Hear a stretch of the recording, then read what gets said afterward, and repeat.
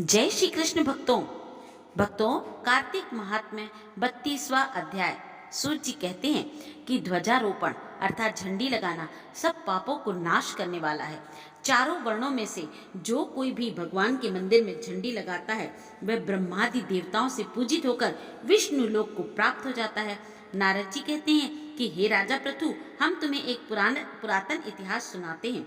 पूर्व काल में सत्य युग में सुमति नाम वाला एक चंद्रवंशीय राजा था। यह राजा भगवान का भक्त था, अहंकार रहित सप्तद्वीप का राजा था। सत्यवती नाम वाली उसकी रानी अत्यंत पतिव्रता थी।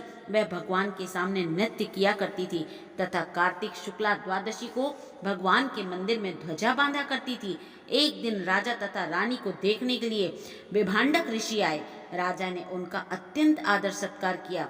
तब राजा को ध्वजारोपण करते हुए देखकर मुनि ने कहा, हे राजन, भगवान को प्रसन्न करके और भी अनेक साधन हैं, परंतु तुम्हारी इस ध्वजारोपण में इतनी श्रद्धा क्यों है? राजा कहने लगा, हे मुनि, एक अत्यंत अद्भुत आश्चर्ययुक्त इतिहास है जो मैं आपको सुनाता हूँ। मैं पूर्व जन्म में मालिनी नाम वाला कुमार्गी ब्राह्मण द्वेषी महापापी शूद्र था, साथ ही वैश्यागामी भी था। मेरे इन कर्मों को देखकर मेरे बंधु बांधवों ने मुझे त्याग दिया था। इसके बाद मैं वन में जाकर एक टूटे हुए विष्णु मंदिर में रहने लगा और वन के मृगादि जीव जंतुओं को मारकर पेट भरने लगा। इसके पश्चात विंध्याचल पर्वत पर रहने वाली कोकिलिनी नाम वाली निषाद की कन्या, जिसने अपने पति को मार दिया था, भूख से व्याकुल हुई वहां पर आ गई और मेरे पास ही रहने लगी। संयोगवश कार्तिक शुक्ला द्वादशी के दिन हमने एक कपड़े को बांधकर उसकी झंडी सी बनाई और दोनों मदिरा पान करके उस झंडी जैसे कपड़े को ले विभल होकर के सारी रात खूब नाचते रहे। सारी रात नृत्य करते रहने के कारण प्रातःकाल हम दोनों की मृत्यु हो गई। तब यमदूत हमें फांसी में बांधकर मारते हुए यमराज के पास ले जाने लगे। उसी समय विष्णु भगवान के दूत विमान लेकर वहां आ पहुंचे और यमदूतों को धमकाते हुए बोले, तुम पापियों को यमपुरी ले जा सकते हो, धर्मात्माओं को नहीं।